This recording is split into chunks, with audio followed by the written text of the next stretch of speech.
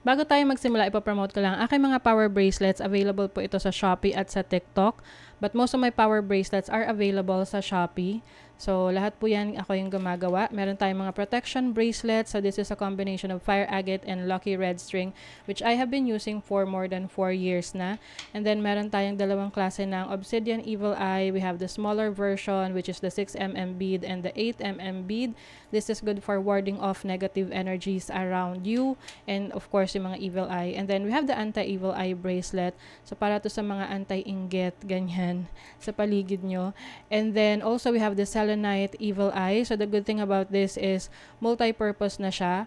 Kini-cleanse na niya yung energies around you. And also, yung mga kasama niyang bracelets, cleansing and recharging as well. So, just like this one. Ayan. And then, we have other bracelets for other intentions and manifestations. So, meron tayong authentic malachite. This is for healing and also attraction of money and transformation. And marami pang iba. Meron din tayong chakra bracelet for balance.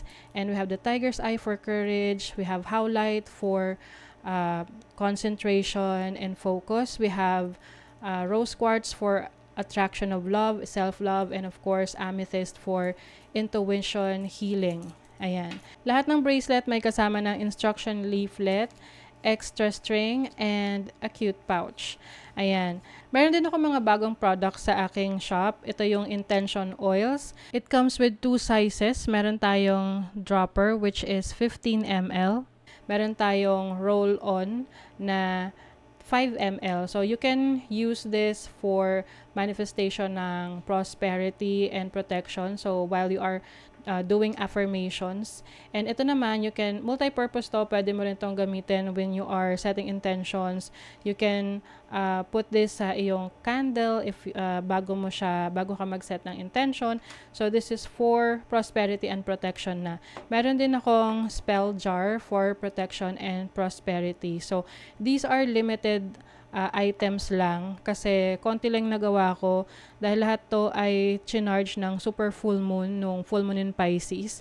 So now it is available. I think 5 to 7 pieces lang yung available for each. So lahat yan nasa aking Shopee. Link on the description. Thank you so much and happy shopping.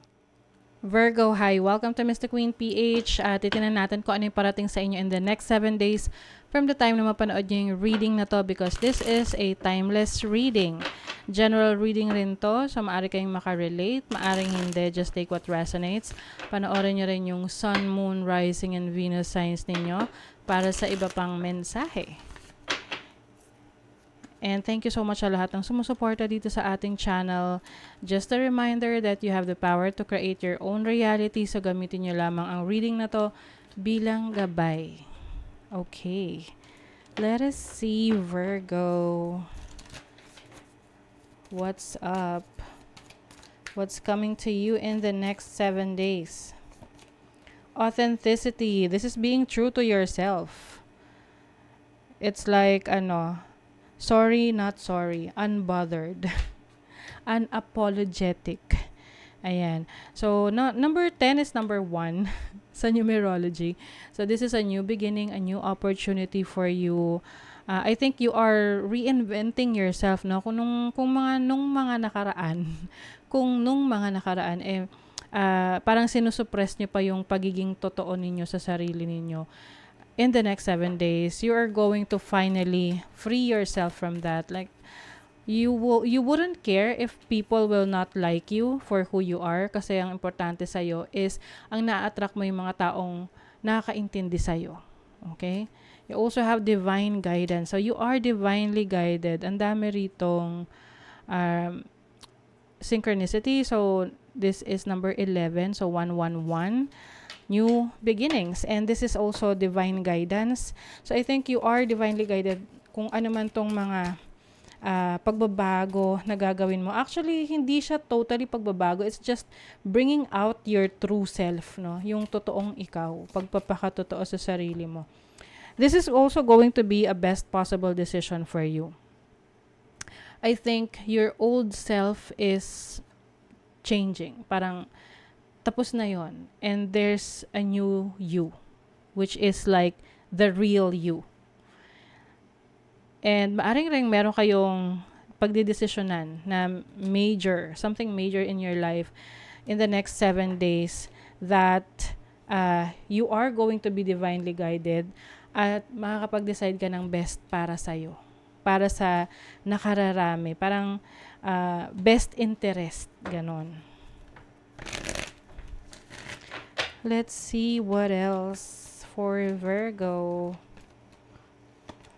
You have the Two of Cups. So, this is union. Union of two feelings. So, maaring iba sa inyo, you will get into a relationship. Yung tipong magpapakatotoo ka na sa nararamdaman mo sa isang tao. So, you're going to, pwedeng magsasabi ka na ng feelings mo.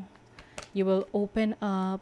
The Chariot. So, ito yung isang reason para mag-move on, mag-move forward ka. Oo. If you are going to enter a relationship in the next 7 days, I think this is going to be fast, no? Yung parang,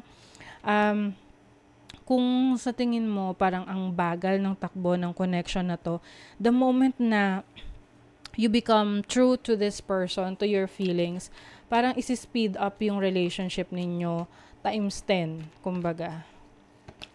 You also have the 9 of Wands, the 6 of Cups. Oh, alam nyo, Virgo, you have done a lot of sacrifices for other people na mahal mo. And this time, sarili mo naman yung dapat mong isipin. Yes, the universe is telling you na, hey, ito naman, ikaw naman, sarili mo naman, this is my treat to you. Oo, especially if you are someone na, let's say, kayong tawag doon, breadwinner, na you always care about your family, yung mga pangangailangan nila, to the point na yung sarili mong happiness, sinacrifice mo na. So, hindi naman makaka-resonate lahat, no? But for some of you na nasa ganong situation, this time, you will be true to yourself, what you really want for yourself. Ano talaga yung gusto mo para sa sarili mo? Yung happiness na yon. Kasi may mga tao na sinasacrifice nila yung pansarili nilang happiness para sa kapakanan ng family nila, ng ibang tao. But this time, the universe is telling you to also take care of yourself. It's time for you to think about yourself, to be true to yourself. So, ano tong possible decision ng mga Virgo? Oh. So, 5th house, Leo. Mars. Oh my God. Mars is a very energetic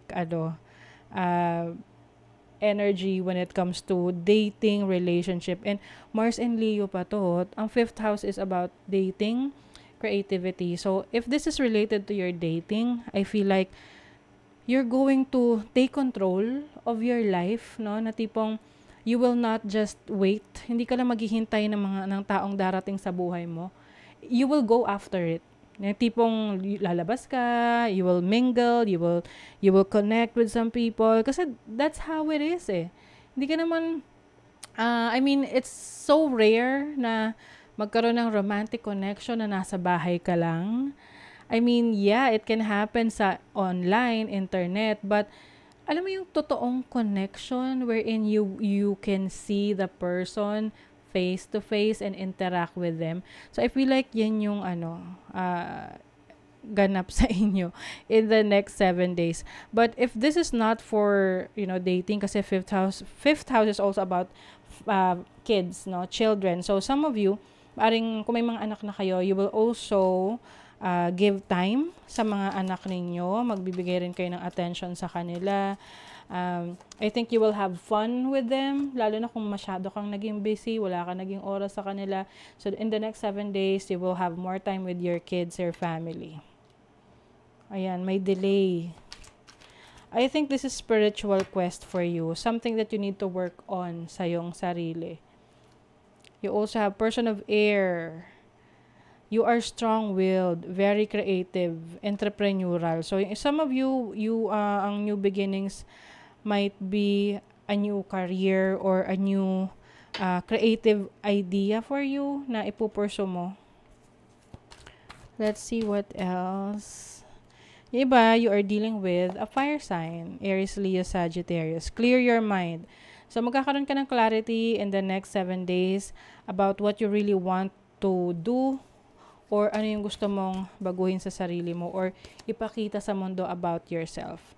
Take time to breathe out. If things are stressful, it's okay na to take a rest, and breathe. Ayan. So, that is your reading, Virgo. Kung nagustuhan nyo ito, naku-resonate kayo, mag-comment kayo dyan. Like, share, subscribe para lagi kayong updated sa ating mga readings. Thank you so much, Virgo. See you again.